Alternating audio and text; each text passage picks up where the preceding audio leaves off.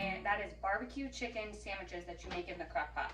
So I have a kind of a busy day in the garden, plus we are heading out this afternoon for a volleyball bake sale. So she's back behind me making cookies for the bake sale. And so I know I'm just not gonna have a lot of time to put a lunch together, so I'm gonna start it up early this morning, and then that way, when it comes lunchtime, everything is ready to go. We just fill our sandwiches and eat. I have sourdough bread in the oven going, so that we can put it on there. So the first thing you're gonna do is you're going to take thawed or frozen chicken breasts. These are kind of half and half because I forgot last night to take them out, so I just went ahead and took them out this morning and stuck them in the sink with some hot water. So they're a little bit frozen, but not bad. Okay, now you're going to just salt and pepper them to taste, so there's no measurement there for that.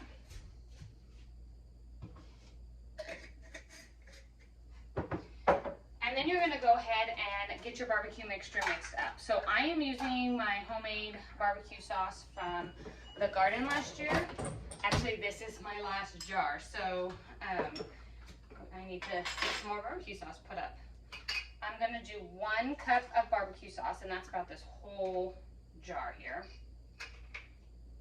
I'm gonna do 1/4 cup of brown sugar, 1/4 cup of Italian seasoning, or I'm sorry, Italian salad dressing, and 2 tablespoons of Worcestershire sauce. And then go ahead and give it a stir. Now I'm gonna go ahead and put a few more spices on my chicken before I pour that in. So I'm gonna do 1/2 teaspoon of paprika,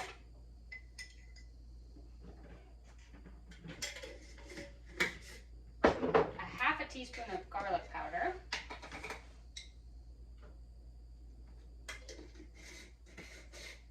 and 1/2 teaspoon of onion powder.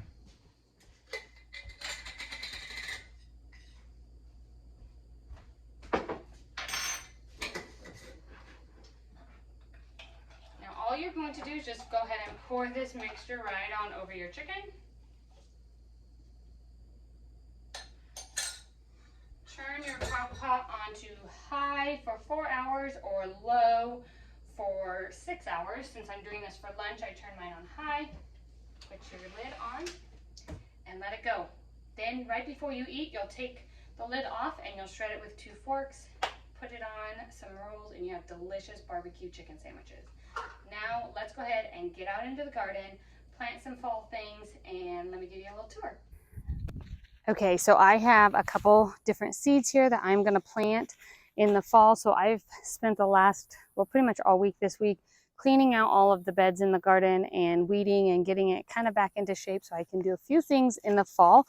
I'm gonna do another round of green beans, and this time I'm going, still have some pole beans over there that are going, that I'll show you, but I'm gonna do bush beans in this bed.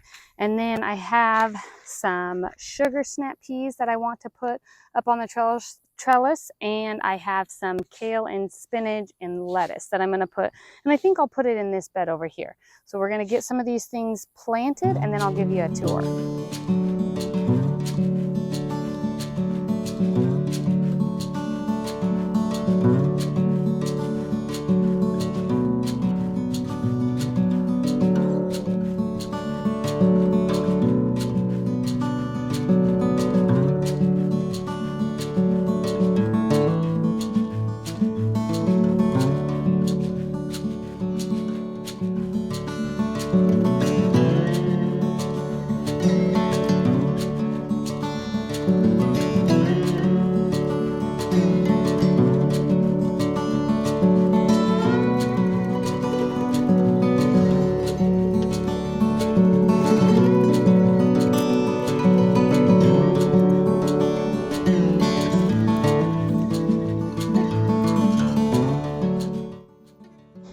Now that we got everything planted, I'll give you a little tour of what I have still left here in the garden. So here I have some of my tomatoes. They're getting so big and heavy. They're starting to, I see one of my wires has already broken and pulled down this panel here. But that is my project for the next couple weeks.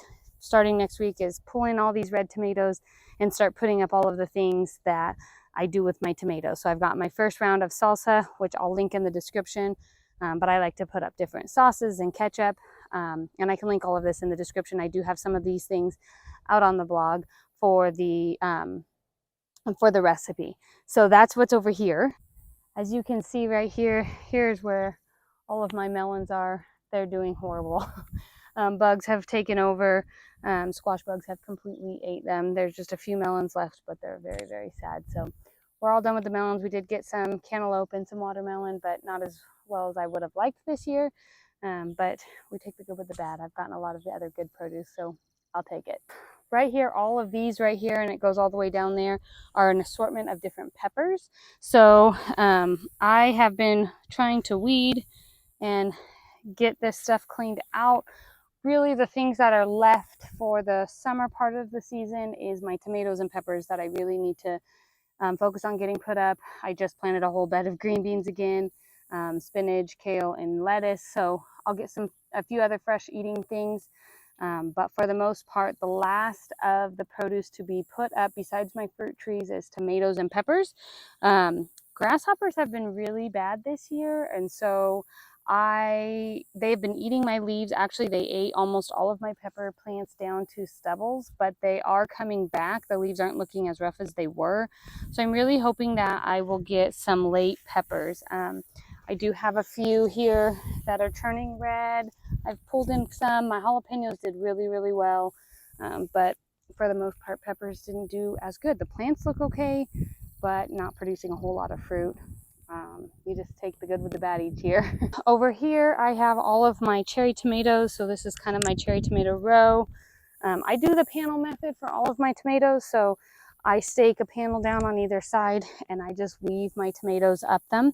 And that seems to work really, really well.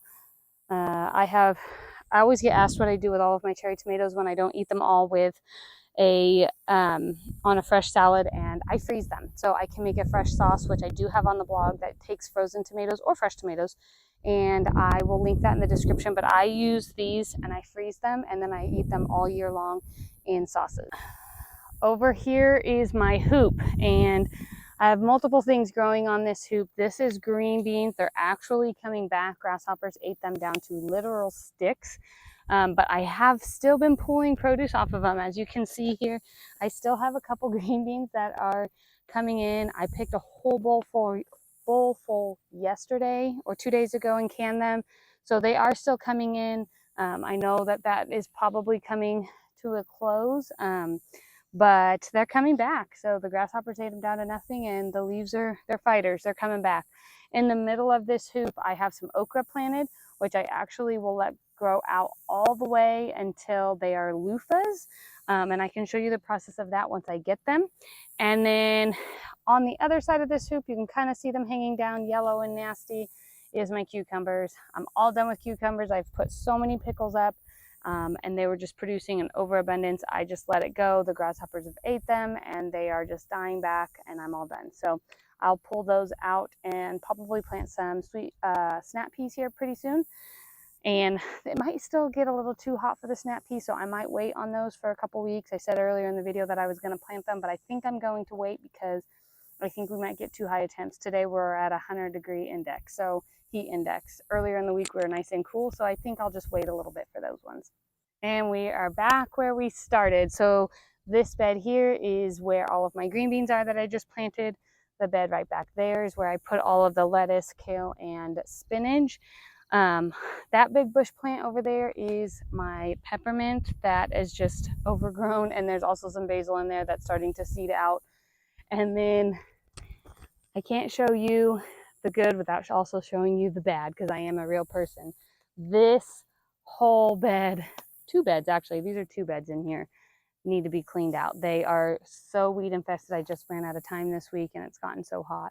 So it'll be another project as it cools down, but this bed still needs to be weeded. There are some asparagus back there in the middle of all that weed. And that's really all that's in this. This is all pretty much weeds. So I will get these beds cleaned out here probably in the next couple weeks when I get another cool spell. So that is the tour of our garden. As we wind down our garden season, this is what I have left.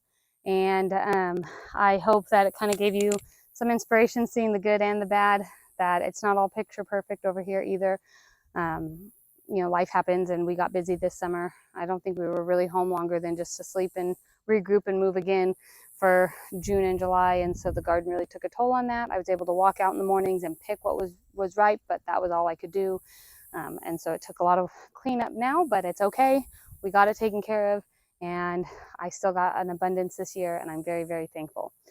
Now let's go on inside, finish up our lunch, and get those, ooh, the butterfly, and get lunch on the table for everyone. Okay, we are back inside to get food on the table for lunch. So I am just over here shredding up this chicken using 2 forks. And you can use a hand mixer. I think people have done that, where you just like literally stick it in and it just shreds the chicken really, really quickly. But I just take 2 forks, and inside of the crock pot here, I go ahead and shred them all up until they're nice small pieces. We have finished our lunch, and I'm over here washing the lunch dishes, but go get some chicken, put it in a crock pot, and do this recipe. It is so flavorful and so good and incredibly easy. So like I said in the beginning, those chicken breasts were half frozen, half not. I could have thrown them in there completely frozen. I just ran them under hot water because it's easier to get it out of the package that way. But you can even put it in frozen. So even if you don't plan ahead, this is a super simple meal that you can throw together in the morning and have lunch or dinner ready in no time. The 2 chicken breasts, they were kind of small, and they fed 5 of us. So if you have a larger family than 5, and that's with 3 of them being children, I would double or even triple the recipe so that you have plenty of chicken to put onto your sandwiches. So I hope that you enjoyed this video. Make sure to like and subscribe to the channel.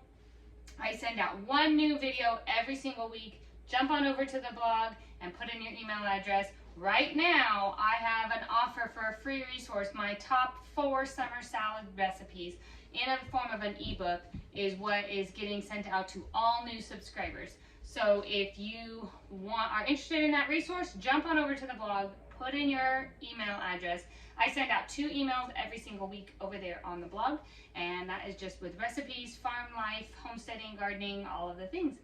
I hope this video was helpful for you, and we will see you next time. Take care.